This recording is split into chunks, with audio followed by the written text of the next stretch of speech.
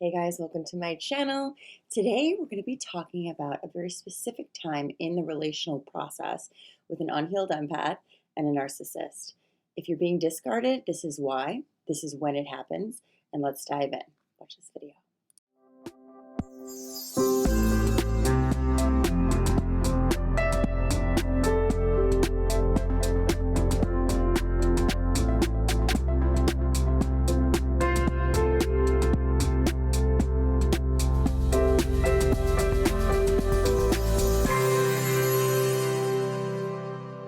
Welcome to my channel. If you're new here, please click the little subscribe button, the bell to receive notifications when I release new videos.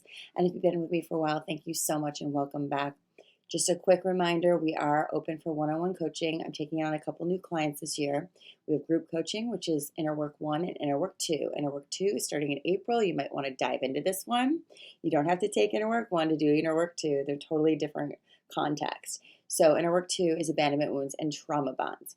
Also, I should mention my Truth Room membership. If you want to be part of my community that we have built over the last 4.5 years, please check out the Truth Room. Diving deep, you guys. If you are in a relationship with a narcissist, you are probably an unhealed empath. And what that means is you need your boundaries and you're here to be empowered. The discard happens when they were not successful at the cycle of love bombing, devaluing, and then discarding. When they love bomb and devalue and they get you to work extra hard for that earning of their love because the chemicals in your brain are now starving for it because of the trauma bond, then it's working. They're in power. They always have to be in power. They always have to be the savior. They always have to be authority. Like, oh, okay, I'll love you again. You did what I need you to do. You left your own boundaries and your own inner guidance for me. Good job. And then the stakes are always moving around, so you always have to be hyper vigilant and walk on eggshells to look to where the next direction is. When this starts to not work anymore, the discard is on the table. Why? Because now you've noticed what's going on. You're doing some inner work. You're watching some videos. You're like, wait a minute. This is abusive. This is a hamster wheel. This is not making me feel good. This is actually taking me away from myself more and more and more and more and more. To the point of, I don't know who I am, but also I don't think who I am is worthy, so I better just be what they want because this person holds the moon for me, right? You know what I'm saying? This is the unhealed empath. The true healed empath is the one that starts to actually activate those new boundaries that you know you feel and you go against because you're afraid of what they might do. Do it anyway. Excuse me, honey, what you just said hurt my feelings. I don't care if it hurt your feelings. There's something wrong with you. You're too sensitive. Maybe so, and it hurt my feelings. They don't like those boundaries. They don't like to be told that they're doing anything wrong at any time. They can't take accountability for how they make you feel. They'll say it's your fault because of the way that I'm treating you. You did something wrong to make me treat you this way. Eggshells, guys. We don't need to be walking on eggshells. We need to be literally become the egg, okay?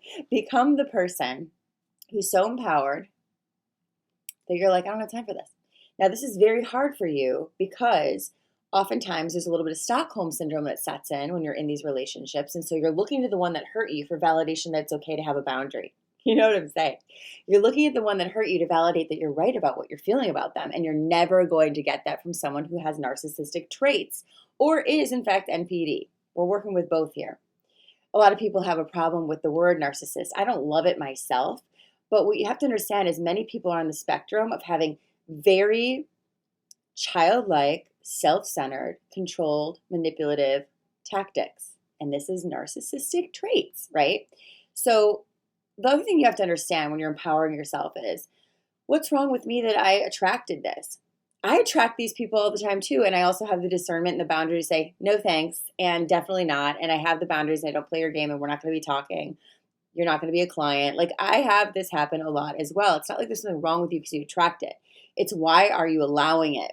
That's the biggest piece. You probably came from a background where you had to feel safe, right?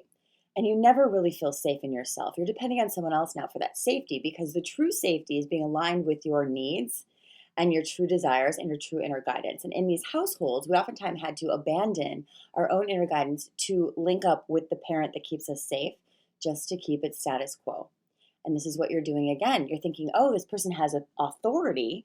They're confident. They're seeing me in some way that no one else has ever seen me because they can really sniff out the empath. And they're also sniffing out your lack of boundaries. And so that makes them feel safe and empowered and control. If you have boundaries, all of a sudden they feel less control. If you have empowerment, all of a sudden their manipulation is not working. So your amazing ability to say to this person who is actually trying to discard you is say, you know, I'd rather not be treated this way. Now, it's one thing to want that. It's another thing to feel that. Because of the Stockholm syndrome that sets in, it feels like death for you to leave them. It feels like death for you to have them mad at you. You will go through withdrawal. You will go through a lot of chemical changes that don't feel good. You'll feel like you can't breathe some days because this was your lifeline. So what I'm suggesting is don't attempt this. Don't attempt to leave or allow this discard. You're going to have to stay in the fire until you do this healing.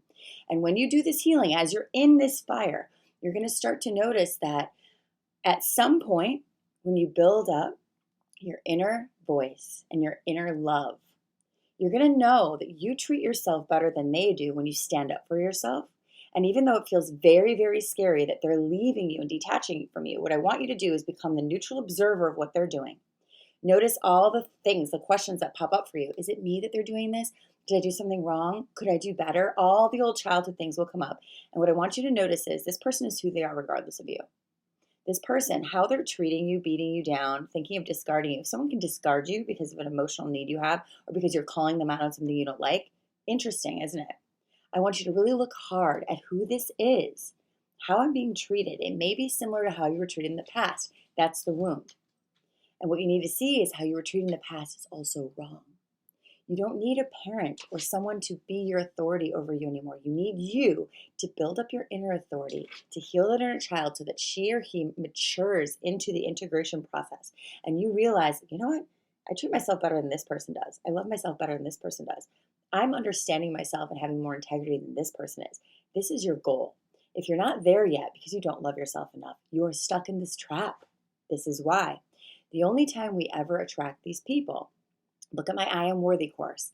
Codependency is the effect of low confidence, low self-esteem because of self-abandonment, because you were abandoned. So when we own the self and we stand up in the self and we say, wait a minute, we start taking aligned actions like, you know what, that hurt me. I don't like that.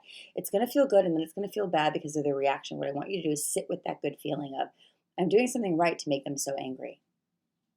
Really take that in. I'm going to do a few more parts of this video, but I have to go right now because I just realized the time and I have clients.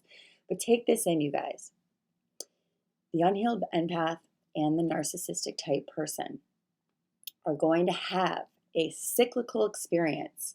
It's going to get worse, not better, always. Always. If you're being discarded, it means you're becoming empowered. You guys, please share this video, at least one person you think it could help. Please leave me comments below if you have any ideas about this, if you're going through this, if you need a little help. Also, don't forget to check out Instagram and my website to make sure you're on the mailing list to hear about my retreats and everything else happening this year. I love you guys. You got this, and I'll see you soon.